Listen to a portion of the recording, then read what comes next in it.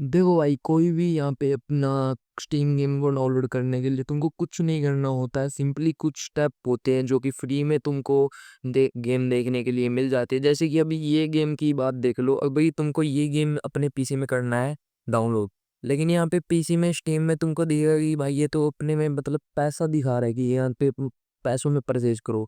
लेकिन उस पैसा वहाँ पे जो अमाउंट होता है, जैसे समथिंग 2000 3000 वहाँ पे अमाउंट होता है, वो बिल्कुल जीरो हो जाता है। जीरो कैसे होता है? कोड की वजह से। हाँ जी गाइस, कोड की वजह से। कोड देखो, तुमको कमेंट सेक्शन में पिन मिलेगा।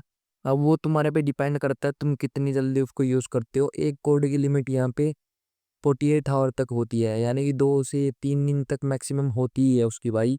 तो उससे पहले अगर तुमने यहाँ पे क्लेम कर लिया तो तुम फ्री में यहाँ पे गेम डाउनलोड कर सकते हो। हाँ जी गाइस, आप एक बार कमेंट सेक्शन में चेक कर लेना, वहाँ पे तुमको कोड होगा। एंड यहाँ पे ऐड टू कार्ड करके तुम सिंपली वहाँ पे कोड डाल लेना, ताकि